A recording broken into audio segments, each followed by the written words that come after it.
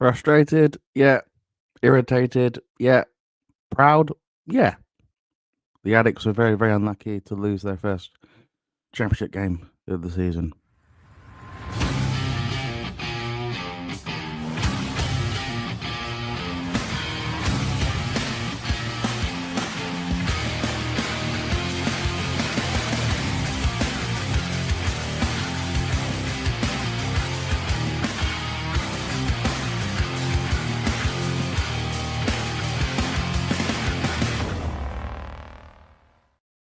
Oh.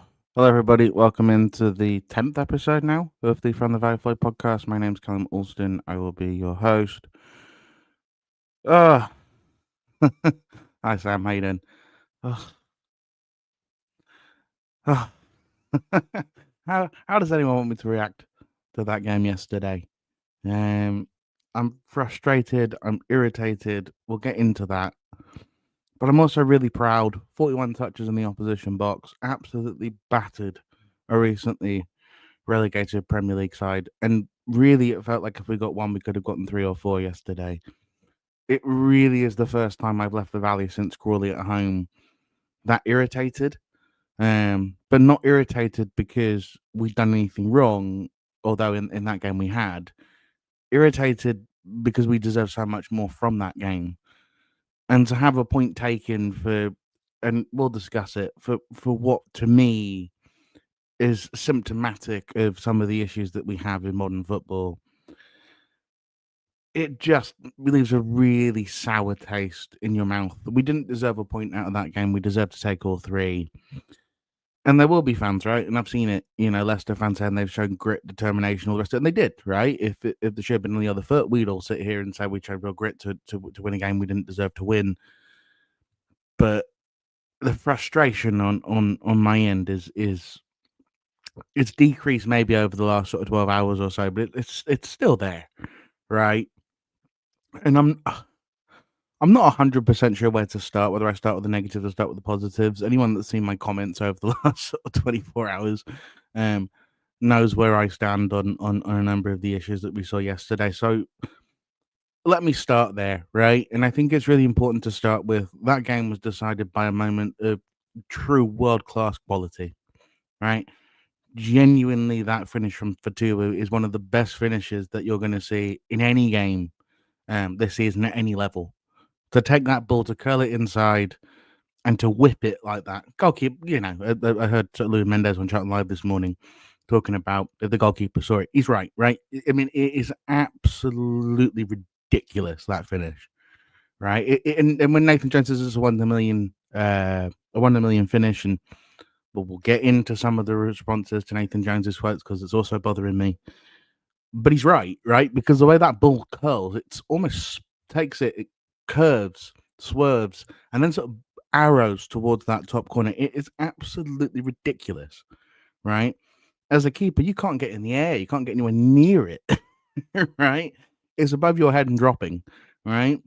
And so let's not take anything away from that finish, and let's not take anything away from the fact that Leicester really used the dark arts yesterday, right?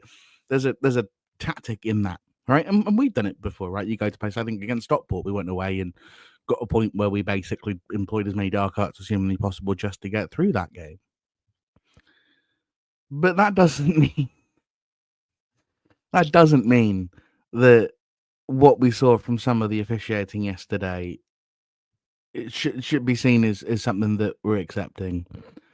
In a sport in which a player like Fatu is going to, and when Nathan Jones made the point he will be in the Premier League next week, he almost certainly will be, right? We've heard interest from Sunderland. I know that's been dropped now, but you look, Liverpool now are interested, right? Like, he'll be in the Premier League and someone will pay 30, 40 million pounds for him, right? So it's no disgrace to lose to a moment of quality from a player worth 30 or 40 million quid, right? But what makes it extra frustrating is what do you we have a sport where players are going for 30 or 40 million pounds and yet referees aren't full-time professionals, right? And you look at that game yesterday and it's not the little things, right, that bother me, right? You miss a foul here or there. It's a difficult role. I get that. You miss an offside here or there. I get that, right? That disallowed goal if we're making the point nowadays, and I've heard it this morning, I heard it yesterday, sort of reading some of the social posts. If we're saying that's a clear foul in the box, right? A player his arms around them, right? Arms around every player at every corner ever in the history of football. That's the way the sport has always been, right? It's a contact sport, right? Should his arm have been that high? Probably not. But look at it. Their defender goes up for the ball. The goalkeeper dives for it. The goalkeeper gets up and almost starts shouting at his defenders until he realizes the whistle had gone, right? And you sort of sat right behind that, and I'm going, if we're given that as a foul to take a goal away, when that's happened so far away from the ball, it doesn't affect the fact that who's going to get to the ball. It shows you just where the sport is going, right? This thing where they seem to have complicated the rules to the point where I don't know what a penalty is anymore, right? Because fouls that are given on the halfway line aren't given in the box anymore, right? Okay, fine. But there's nowhere in the rule book where it says that. Right? Referees have just decided that's what it is, right? VAR's decided that's what it is. Right? And so that's why it frustrates me, is it's so inconsistent. And maybe the ref yesterday was consistent in terms of blowing the whistle. Fine, fair enough. But when you break up a game the way that he broke it up yesterday, when you allow players to throw themselves around like they're sacks of potatoes, when you you don't have control of it, right? You're booking them for dissent. Their first goal, it's a wonderful finish, as I said in the intro. I don't want to take anything away from the player. Nathan Jones, it's not a free kick. Right? They get a free kick. He plays it through to him, and it's a wonderful finish. And the free kick's not the reason the goal's gone in, but it is the sort of thing where it's like, when you look at some of those decisions, I just think that they're so symptomatic of where football is. It's the only sport, along really with the NFL, I can think of, where you've got all this money pumping into it and officials making mistakes week in, week out, right? I posted about it before, right? Like, I watched 3 Premier League games last weekend. All of them had refereeing mistakes in them. Hey, and people go, oh, it's a 50-50, all it could be. But that's not why you should be making. You should be making a decision when you're sure, right? You should be making the decision when you were 100% sure. And nobody can tell me watching that in real time that you're 100% sure. I saw a thing, and you should all listen to it. All these post matches are great. I think it was a great podcast. But I have to disagree with one of the points that was being made, which is if that'd been in our box, I would have wanted that foul. Yeah, maybe after seeing a replay 3 or 4 times, I'm a Charlton fan, of course I would. But actually, in real time, I didn't see a foul, right? And there've been a number of goals where I haven't seen a foul, and I haven't sort of gone on and started ranting and raving. So to me, I just look at it and I just go, we need to get, are we going to make football that soft? Right? It's a contact sport, and I hate using the word soft, but it's a contact sport. You should be able to grapple. That's the whole point of a corner. You're not supposed to make it so that it's a jumping competition, right? That's never been the game. The dark arts part of the game. Yeah, he's an Italian centre back, as I heard in another comment someone was making today as well. Maybe it was on Charlton Live as well. Right? An Italian centre back. He knows the dark arts. But that's great. But we're not playing Italy. And that's kind of the point. That's why it's so frustrating. I think for fans is that this sort of stuff is so inconsistent, and it's so inconsistent all the time that you don't know what is and what isn't anymore. It's completely up to the guy in the middle, and the guy in the middle isn't doing full-time football. And I've always argued that you should have full-time professional referees that aren't teachers on the side or aren't doing aren't running businesses, right? You should have the thing where they're able to do the job full time. It's a sport that has millions of pounds worth of investment in it every year, right? The transfer spends almost always can approach £1 billion a year, right? Why can we not have full time officials? I make the same argument when I talk about my beloved Raiders in the NFL, right? You should have full time officiating. Just because the authorities are a bit cheap in the way in which they want to fund it, doesn't mean that you shouldn't mean that we end up with decisions yesterday. Hear from Sam, right? And if anyone's got an argument, feel free to message me. It's a joke, not just Just seems to be too many shocking. That's from the Prem and the EFL. Definitely needs to be rewarded. Another thing is that ref making his own opinion. As next week the ref will decide that actually we're going to have a really physical game of football and we'll concede a goal to QPR that will look exactly like that because that's the way that football is at the moment. Right? The most popular sport in the world by not even a country mile. You can put literally the next highest watched sport. You could double it and it still wouldn't approach football in terms of popularity. Right? And we don't have full-time officials. And we've got officials making mistakes, and in their defense, we don't give them the support, right? We end up in a thing where they're walking down the tunnel and getting abuse and all the rest of it, and it's the sort of thing where it's like, we've got to support officials with something that to me is better than the system we have now, but we've also got to have a sort of thing where it's like officials need to be judged based upon their performances, right? And the real thing is if you not to go off topic, but if you watch the Dermot Corrigan sort of inside the officials thing, you've got an Arsenal fan and you've got Dermot talking about one of the fouls that was in the box for Man United against Arsenal, right? The Arsenal fan is saying that's a penalty, right? And Dermot Corrigan, he's so busy arguing why the referee was right that he doesn't take a minute to think about what he's saying. Foot to foot contact, yeah, it's a foul in the box. Yeah. Ryan Mason the West Brom game. If you watch that, it's also awful, right? And the referee is not the reason we didn't win that game yesterday. The reason we didn't win that game yesterday is because we didn't finish our chances, right? And their goalkeeper made 2 or 3 really excellent saves. The one off Connor Coventry is absolutely brilliant, right? We played 3 games and their goalkeeper's been man of the match in all 3 of them, right? Like the goals will come. But when you're a side that's just come up from the Championship, from League One, when you're a side that's going to have to win those games on, single goals and single moments, if we get relegated by a point, we'll come back here and all the same people saying, "Oh, it's clearly definitely a foul." I imagine we'll have a completely different perspective. But hey, that's just me. Right, that's enough. That's enough on officiating in the EFL and it bothering me. I hope for some people that's a little bit of therapy. The other thing that's bothered me this week is seeing this thing yesterday. People taking Nathan Jones' quotes out of context, just so they can all feel aggrieved by what it sounds like, right? If you listen to and I use this one as an example, when he talks about the circus at Wrexham, he made a mistake referencing that, and he himself admitted, "I made a mistake. I shouldn't have said that," right?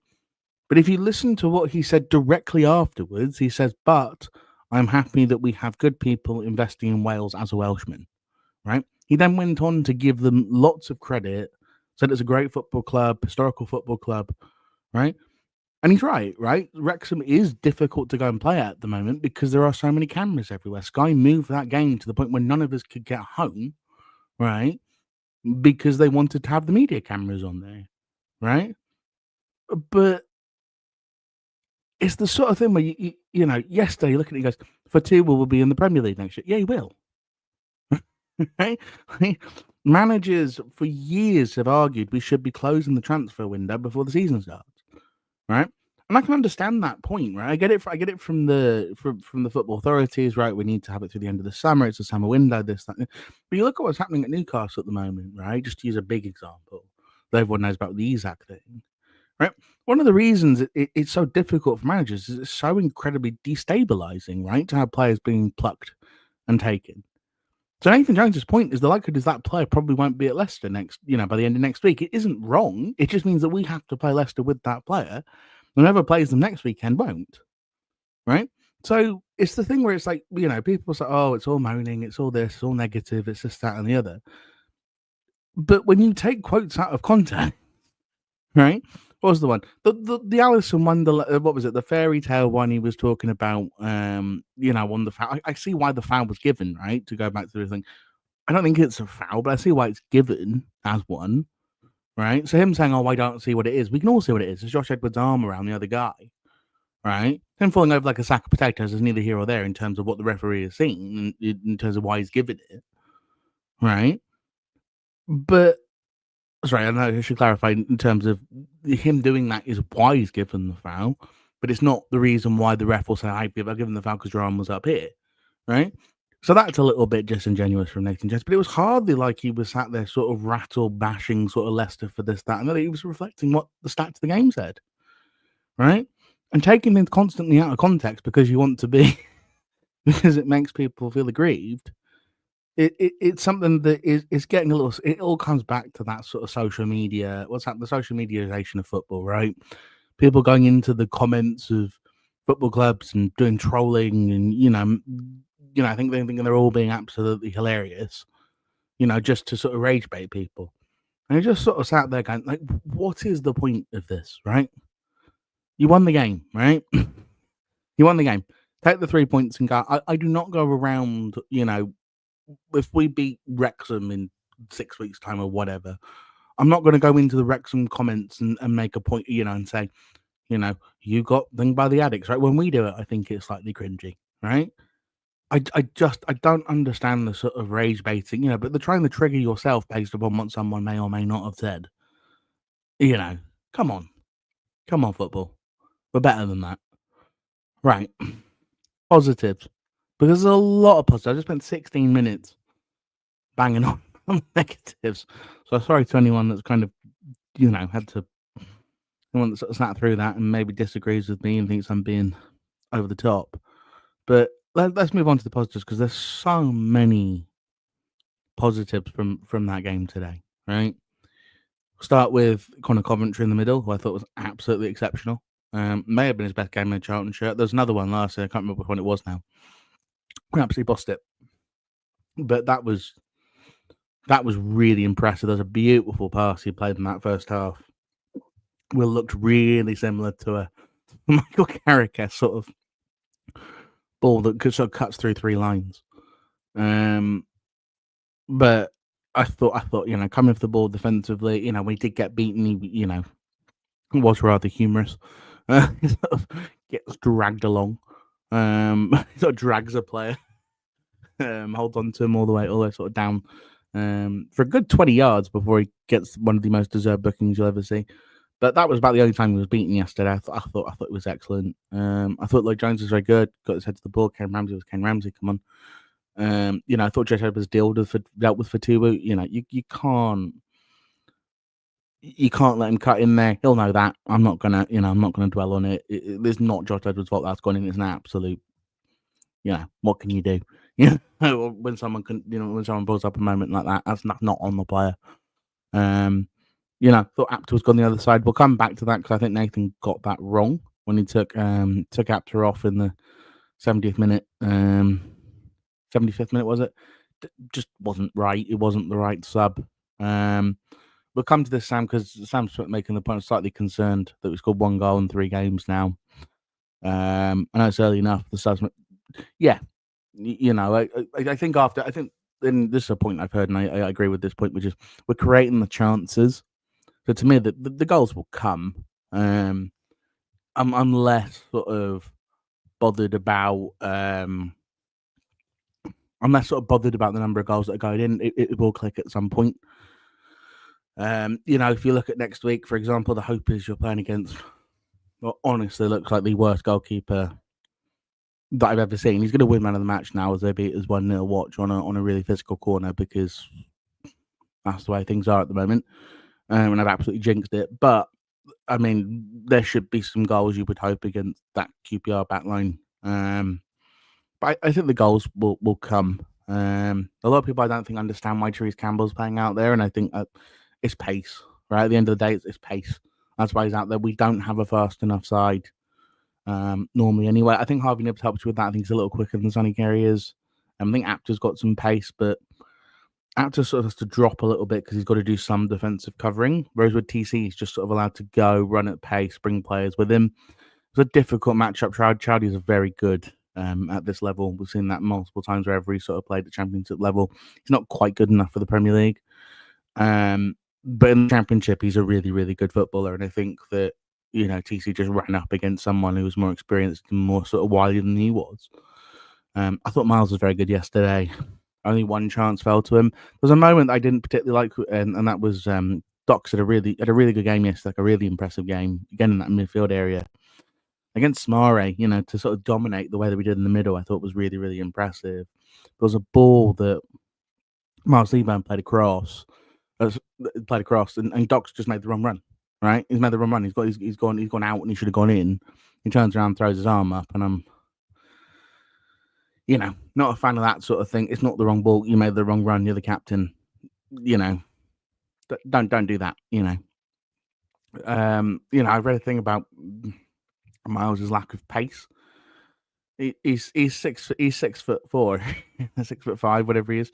You can only be so fast at that size. He's also, he looks like he needs a little bit more.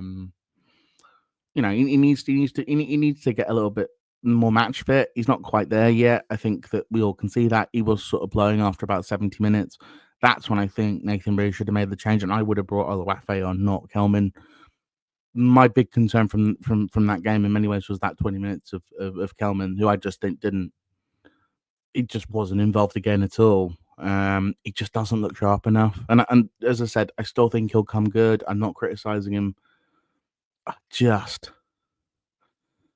just not sure. I don't think Miles is 6'11", Sam. I think he's about. I can look it up here actually. Sorry, everyone that's listening. You have to listen to me type. How tall is he? It does it in meters. That's very annoying. He's 1.98 meters, whatever that is in feet. 1 second. There we go. Yeah, he's 6'6". He's 6'6". He's not quite that big, Sam. I thought he was about 6'6". He's somewhere in there. You only be so fast at that sort of size, right? Because you've got to sort of drag a heavier upper body around. It's a lot more. It's a lot more to sort of pull. But I didn't love that cameo from Kelman. I would have brought Oluwafe on. I think Oluwafe brings you more physicality, and I think we needed that. As I said, I didn't agree with the Apter sub. I thought Apter was our outlet. Again, a couple of really nice touches. Won the ball, won some long balls. The fact that he's smaller, which I thought may be a problem in the Championship, actually really helps him because he's got that low sort of centre of gravity, which allows him to sort of win battles and jostles with players. I'm trying to think. Have I missed anyone? Murray Bell was good. I don't think. Although, the thing with Murray is I do think once Josh lets someone sort of cut in, you need to have somebody behind him, and I think probably was too much space there. But that's nitpicking, right? That's the ultimate sort of nitpick rather than, like a genuine criticism. I thought he was good. I thought he was really good on the ball, turned a couple of players, made a couple of blocks, made some really nice tackles. Connie Kerry, that's what I was thinking of, was the player that I've missed out as well. I thought he was, I thought again he was good. And this is going to sound really sort of critical because I'm going to do a little bit of a look ahead to Tuesday night here as well towards the end of the pod. But I just think he got really unlucky at a couple that came to him. He was right outside the box, ready to shoot.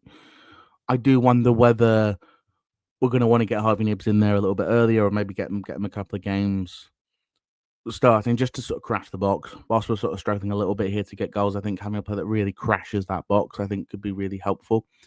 We need to also not do this sort of over the air sort of cross, sort of in the air looping sort of crosses. We have Liebe in there, but we don't have the height really outside of that. And I think that it ends up coming in there, centre back knocks it away, comes in there, centre back knocks it away. We did the same thing against Bristol City. It didn't really work at times. I think we're going to have to drill the ball across the box, and that should help a Kelman. And there was a couple of flick-ons as well, where there's no one on the front post. That's probably playing TC at striker. But if we're going to play the three at the back, wing backs, which we should, because defensively we look really good. We're going to run into that problem, is that we need the pace in the squad of TC. But is he a striker? I'm not so sure. I still think he's better when he goes out to the wing. And we saw from the header, he's not really going to score lots of goals inside the box using his head, which is, at this level is going to be quite important. Ball's not going to drop to you with loads of space, so you can cut inside and curl it in the bottom corner.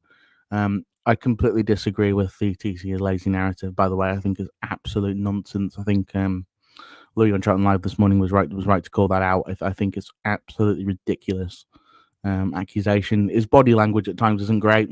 I will allow for that. I don't think his decision making is great at times, and I don't think he was excellent yesterday by any stretch, but he's not lazy. And we really need to sort of get that sort of, having a scapegoat thing out. Because I think it's just going to it doesn't help anybody by doing sort of scapegoating. We're at a level now where we all sort of need to stick together here because we're going to have ups and downs throughout our championship season. In terms of everything else, I think the goals will come. I don't think you create this many chances and the goals don't come. I think they will. I think I read somebody was saying that they were actually happier with the loss yesterday than they were with some of the with some of the wins last year. I think that's true. I think those first 3 1-0 wins last season, we won the first 3, wasn't it? 1-0. No, we beat Bolton 2-0, didn't we? So it was 1-0, 1-0, 2-0. We weren't creating a heck of a lot. The first goal against Bolton actually, I think, came from a mistake on their end as well. The second was a world-class cross from Anike. But we weren't creating a heck of a lot in terms of chances, and that's where the worry was last year at the start of that season. I think this year we're creating the chances. I think the goals will come.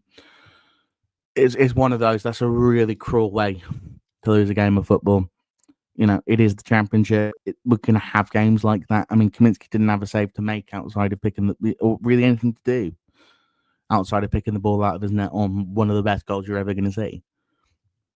There's not, and in my opinion, a soft refereeing decision, maybe better than poor, soft refereeing decision, on the big moment. And, you lose it 1-0, because you can't finish your dinner. And that's, it's unfortunate. It's unfortunate. Sam, when we start playing the ball on the floor, Callum will then be able to get into these games. I would push TC back. So, yeah, I mean, the thing with pushing TC back is we don't really play wingers, do we? Play wing backs.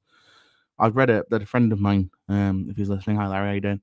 He was saying to me, we need some rapid pace. I worry about backup fullbacks. I still think there's probably an opportunity for this. Is it Fukuda or Fukuada to join? I still think that may happen before the end of the window.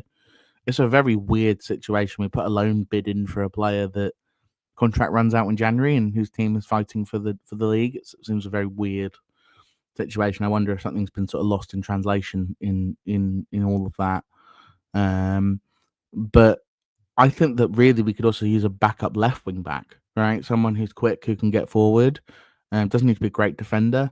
I don't like the idea of using a 32-year-old, was he 31 now? Amari Bell out there at left wing back. I don't think he's quick enough, and I don't think he's attacking enough for when you really need to add some pace on the outside. Josh Edwards also basically hobbled off in all 3 games, which is not looking great.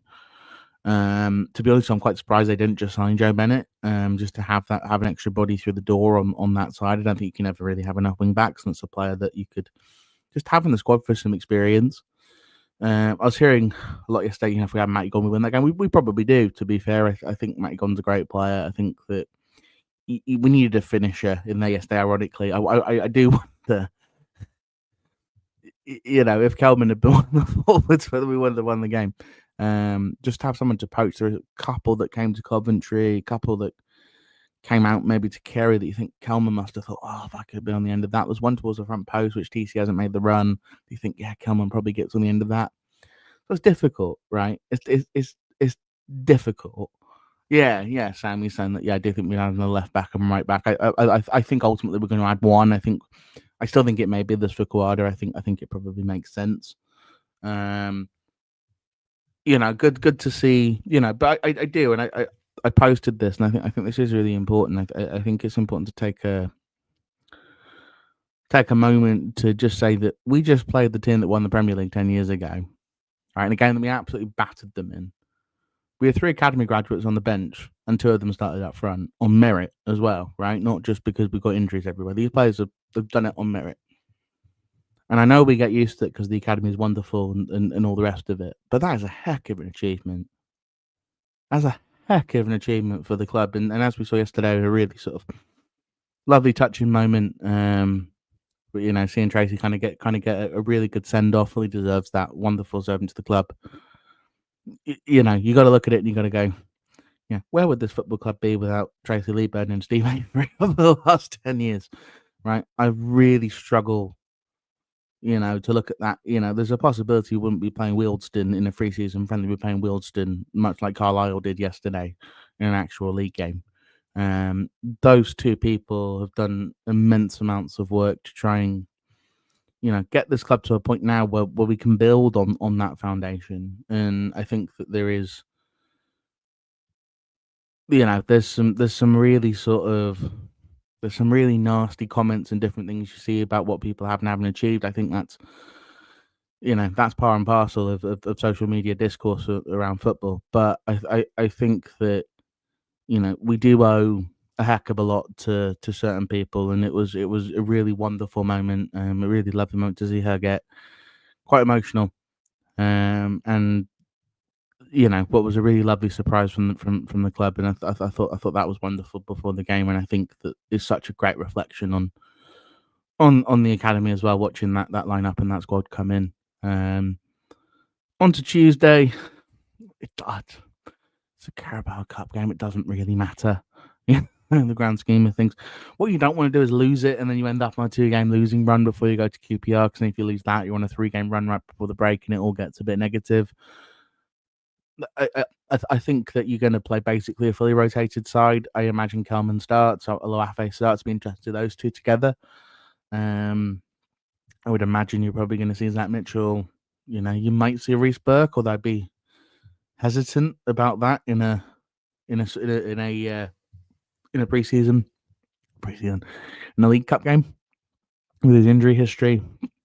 Supposedly he should be back in the next week or so.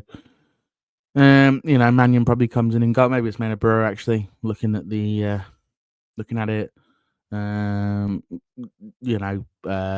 Who do we play? Who do we play at left back on against Stevenage? Oh, Fuller, of course. You definitely see Bren Fuller at man left wing back, and you'll at right wing back you see Costello in midfield, and all that sort of thing. But it's just a game that you want. If you can win it, great, right? You just want to find a way to get through. See if you can get a big draw, get some money in, really. It was Ryler. That was it. Couldn't remember. You may see Ryler, actually. I think Nathan Jones really likes him. But, when you look at that, Nick Arbeck at left back, so an 18-year-old and a 20-year-old who have very little football, it probably tells you that we do need to maybe have a look in the market and see what fullbacks are available. Yeah, it may be a thing where sometimes you can kind of get through the window, and there's some free agents that are there as well that you can maybe take a look at. You can always sign Joe Bennett if you need to, if you just need the body. So look, just try and win the game on Tuesday. It doesn't really matter how you do it. Fully rotated side, fully expected, some kids on the bench. And for those of us that are going, you get to go and see the cows again. So it'd be fun. Although to be fair, Cambridge actually have a decent bar outside where they serve you relatively quickly. That was the other thing on concessions. It was better. It was better in the North Lower, and fair play to Ed for walking around as he said he would. Still some issues, I think, with some of the queuing, but it doesn't sound like we ran out of drinks this time, and it sounds like in certain sections of the ground the service was much better. We weren't really pouring down on the North Lower, so maybe that's something to have a look at. But look, as I said in the intro, I'm frustrated, I'm irritated. I'm also really proud of that performance yesterday. And I think it shows that I don't think that we're going to be at the bottom of this relegation battle. I think that we're going to have to win the games we're supposed to win, right? And I think there's going to be some ones that we're supposed to win that are going to be really, really tricky. Right, if you look at the way the season started, you look at it now and you go, yeah, Wrexham, we really should be winning. Right? That's hard. Right? That's a hard game to win. And so I think that we've just got to be realistic, right? Survival wasn't going to depend on a home game against Leicester. It just feels like an absolute gut punch because of a dreadful officiating decision and being beaten on a worldie after battering them. But look, I'll be back on Wednesday. I'm going to go find a QPR fan to hop on ahead of trip to Loftus Road. It's a mess in West London at the moment. The hope is there's an opportunity to really go into the international break on a high. See if we can end up with 7 from 12, which I absolutely would have taken coming into the season. Enjoy the rest of your Sundays, everybody. Enjoy the bank holiday for those of you that have one here in the UK. Well, it's supposed to be very nice. And I'll let you get back to get back to Super Sunday. All right, everybody, all the best, and I'll see you on Wednesday.